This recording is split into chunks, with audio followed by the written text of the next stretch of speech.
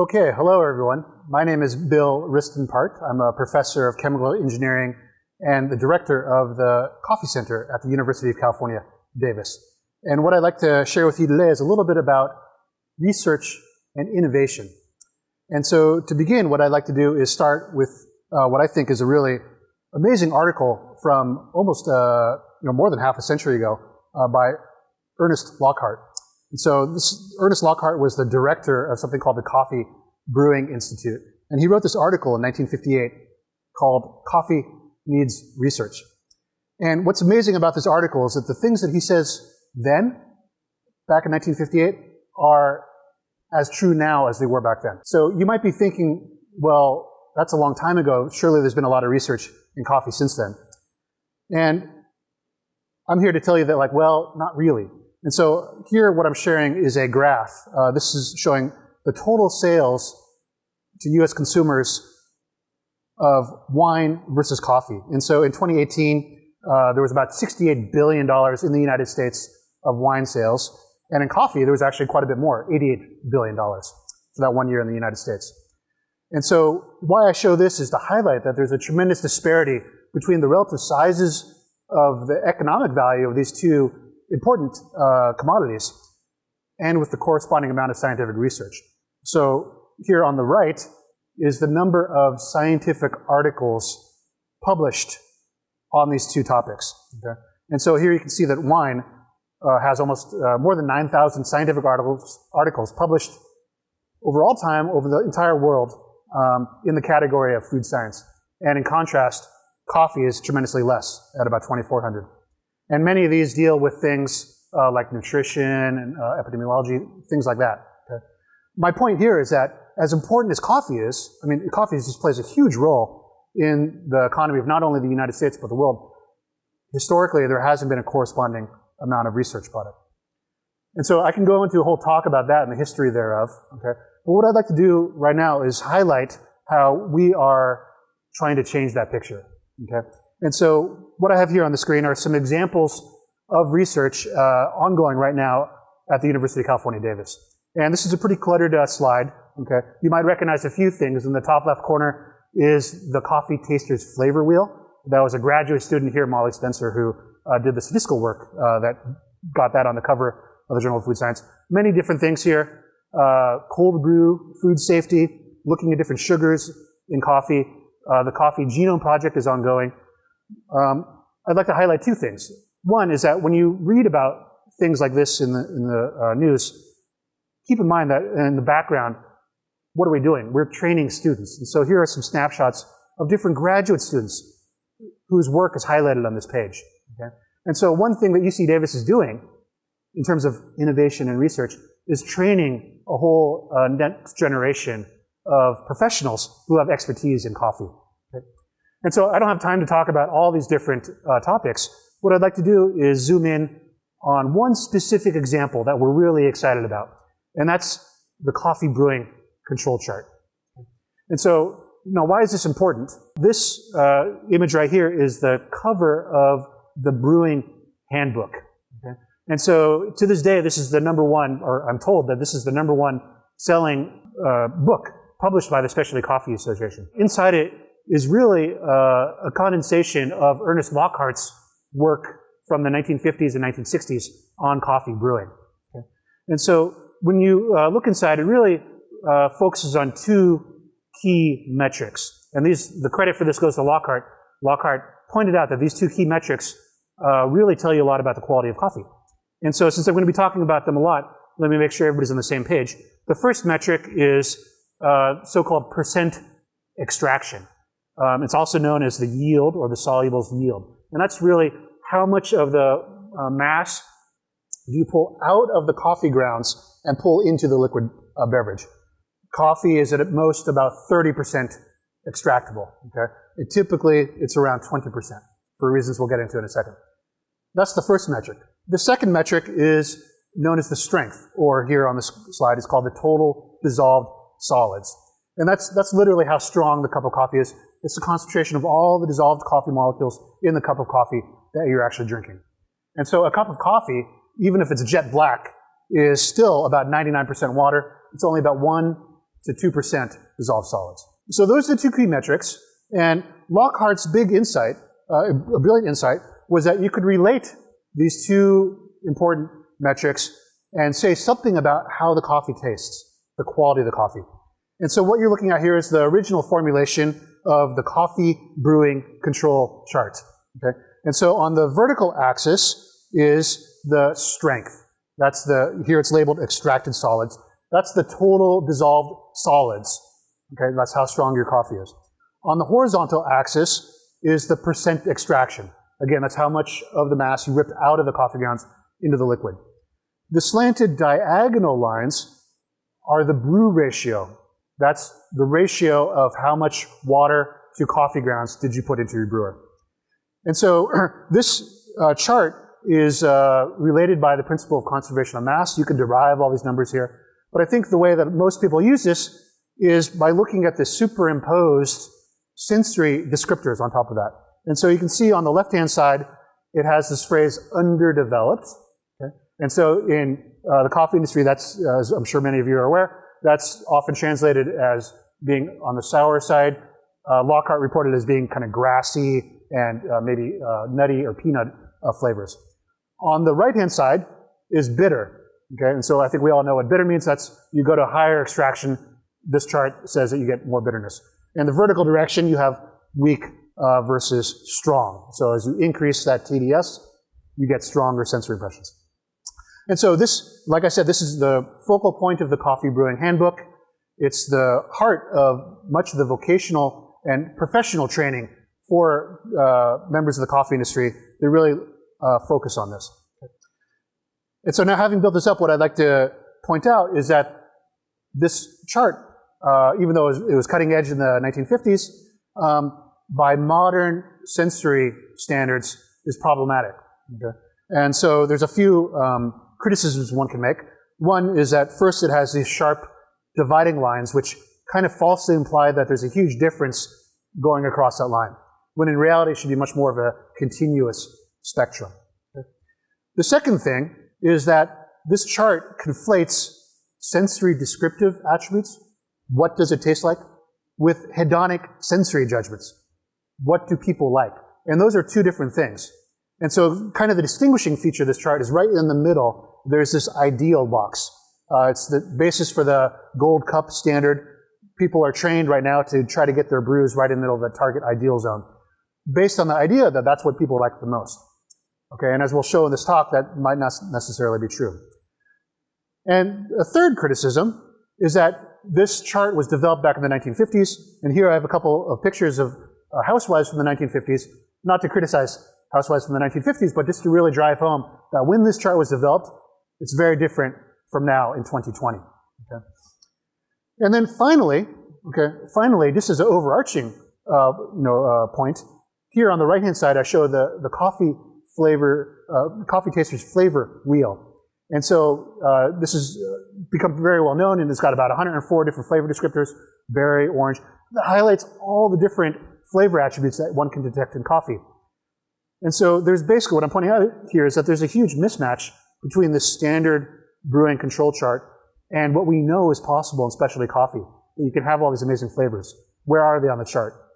Based on these observations, what we did is a few years ago, the UC Davis Coffee Center and the Specialty Coffee Association collaborated to start a research project to update and expand, to innovate the Coffee Brewing Control Chart. We partnered with SCA, and I have to do a huge shout out to Breville. Breville provided the underwriting for this. Okay? And you can see here it started around in 2017. And since then, there's a whole ecosystem of students and different faculty that have been supported directly by this project, looking at the Coffee Brewing Control Chart. Including there at the top in the middle, that's Professor Jean-Xavier Guinard, who's also giving another RICO talk this year. What I'd like to do here is focus on what we did specifically in terms of the Coffee Brewing Control Chart. Okay? And so one of our first goals was to basically update the sensory descriptors. And to do that, what we had to do was to brew coffee reproducibly under a whole bunch of different controlled conditions. And so here we used a commercial brewer, and our approach was to use water pulsing duty cycles. So we played tricks with how the water was delivered so that we could deliver or precisely control the total extraction time. Okay? And so here on the screen, there's a whole bunch of different water pulsing duty cycles. I could give a whole talk just about the details of this right here. For right now, what I'll just emphasize is that when we use these different pulsing duty cycles, we can precisely dial in both the TDS and the percent extraction at desired target values across the chart. And so here's an example for just one set of experiments that we did. Here there's actually 243 data points for 3 different roasts. We had a light roast, a medium roast, and a dark roast. And here what I'm trying to show is that we can dial in the TDS and the percent extraction. Okay. And we've done a bunch of chemical measurements and other things at all these different conditions. Here I'm going to zoom in and really focus on one of the most important measurements we did, which is descriptive analysis. Okay. And so the way we do descriptive analysis, it's different from the cupping that's very ubiquitous in the coffee industry. What we do is we train an expert panel, about a dozen different people, and we spend a few weeks training them to say, what a certain numerical value corresponds to very specific sensory attributes. And here I show bitter and sour, but you can also do chocolate and raisin and sweetness and citrus, all these different sensory attributes. And once they're done training, we have them go into our sensory description isolation booths. They're lit with red light so that you don't have contextual bias based on how dark it looks. And we had everybody taste everything blind and in triplicate. And so we have tons of data now, lots of really exciting data, and there's lots of different ways to represent these data. I'm going to zoom in here on what I think is one of the most intuitive ways of describing that, which is something called response surface methodology. And that's the fancy name. Probably an easier way to think about it is basically what we're going to do is take our sensory attributes and plot them very much like a contour map. So here's a couple of examples of contour maps. That's Pittsburgh and San Francisco. Higher elevations are different colors. Okay? We want to use that same approach, but for specific sensory attributes on the coffee brewing control chart. And so here's an example of one sensory attribute. So here's sourness. Okay? And so here we have 3 different graphs representing 3 different coffee roasts. And on the far left is the light roast. Okay, and again, this is in the same format as the coffee brewing control chart. The vertical axis is the TDS. The horizontal axis is extraction. And you can see that for sourness, okay, this might not be surprising to experts in the audience, but it's maximized up in the top left corner. So if you have very strong coffee and very low extraction, that's where you maximize that. And you can see you get very similar trends for the other roast levels as well. So this is one attribute. Here's another one that's very important. Here's bitterness. And bitterness behaves in the opposite direction. So here you can see that for a light roast, the bitterness is maximized in the top right corner. Okay? So high TDS and high extraction. And there's a more complicated shape there for the medium roast, but again, also for the dark roast, you go up to that top right corner, that's where you maximize bitterness. So that's sourness and bitterness. Here's one that's more surprising perhaps, but one that's really important for specialty coffee professionals, which is sweetness. Okay? Sweetness has completely opposite behavior. And so here you can see that actually to maximize sweetness, you want to minimize the total dissolved solids. So you actually get the most intense perceived sweetness down in that bottom left corner. So you want to go to low extraction and low TDS. And we actually have a whole bunch of complementary experiments that now corroborate this idea that if you want to maximize sweetness in coffee, you want to go to lower values of the strength, lower values of TDS. That's 3 different attributes, and I just want to emphasize we measured many different attributes, and you can see with those 3 different roasts, we actually had kind of similar trends. And so here's one representation where we then go and average over all 3 roast levels. Okay. And when we do that, okay, you can see there's a big cloud of different sensory attributes here, but you can see there's about 13. Many of them behave similarly. So citrus flavor, for example, is again maximized in the top left corner. Rubber flavor, which is typically not desirable, that's maximized in the top right. Okay. And so there's all these different attributes, and the details are all available now in our published manuscript. One challenge, though, okay, and this is where we really have to start thinking about innovating. Now that we have so much data, we kind of almost have data overload. How do we reduce this into a way that's really useful, like the coffee taster's flavor wheel, in a way that's useful for people in the coffee industry? Here's one possibility.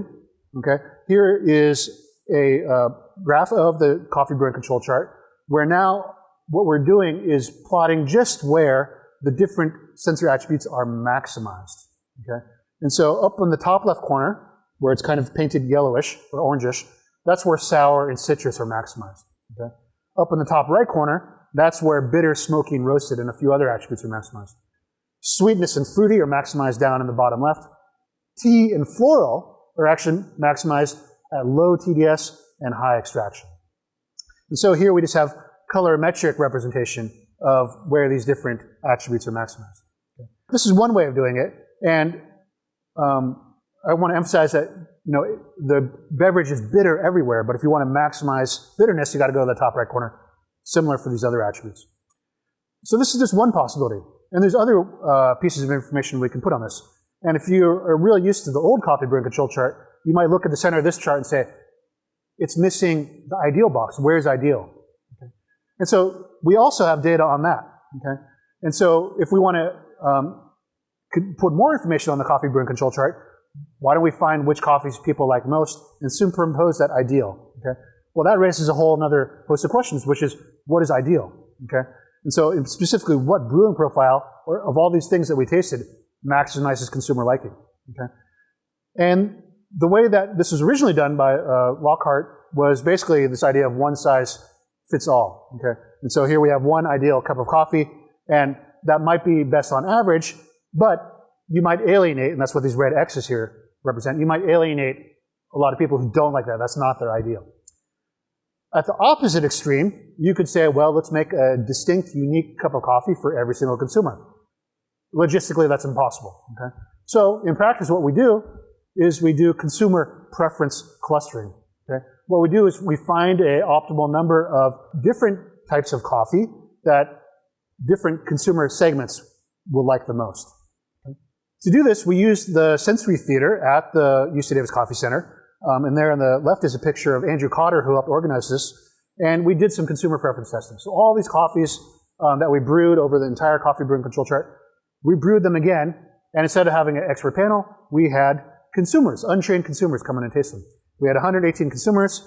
They each tasted 27 distinct coffees, brewed at different total dissolved solids, different percent extractions. It was a big effort. They came in over multiple weekends, ultimately tested more than 3,000 coffees. Okay? And my colleague, Professor Guinard, in his talk is going into much more detail about the methodology. I'm going to focus here on just one specific measurement we did, which is the consumer liking scores, okay? Where they ranked on a scale of 1 to 9, where 1 is bad and 9 is good, okay, how much they enjoyed the coffee. And when we did that, okay, we then were able to break the consumer cohort into two different clusters, using something called hierarchical agglomeration clustering. And so here on the screen is a dendrogram that shows how the consumers are related. And the basic idea here is that everybody labeled here in this box, cluster 1, their liking patterns, which of these 27 coffees they liked, were more similar to each other than the ones in cluster 2, and vice versa. And so now if we take these data and then do response service methodology and make a contour map of how these two different clusters behaved, we get results that look like this. Okay? And so these are a little bit complicated, so let me walk you through them. And I'll focus first on cluster 2 here in the middle. Okay? And so these are, we refer to them as sweet lovers. So again, this is total dissolved solids versus percent extraction. Red means that they liked it. Blue and white means that they did not like it. And here you can see that this cluster, the sweet lovers, they really liked the coffee that was low TDS and low percent extraction. And so from our descriptive analysis data, that's where the coffee was maximally sweet. Okay? They strongly disliked the sour coffee up in the top left corner. So that's cluster 2. Cluster 1 is a little bit more complicated. Right? This is a saddle node shape. Here you can see that this group, they really liked two different types of coffee. They either liked the coffee that was very sour up in the top left corner, or they liked it that was highly extracted over on the right-hand side. Okay? And so we refer to this group as extremophiles. They liked these coffees that were the extremes of the brewing range. And over here on the right-hand side, I have what happens when you just forget about clustering and average over everybody. And superimposed on these graphs, these dashed lines show the traditional demarcations in the classic brewing control chart. That box right in the center is the traditional ideal zone. And you can see that actually, at least for our cohort of Northern California tasters, Lockhart's ideal chart, on average, is not too far off. But that's a very misleading interpretation, because what you can see is that actually it's these different cohorts, neither of them preferred coffee that's in the center of that box.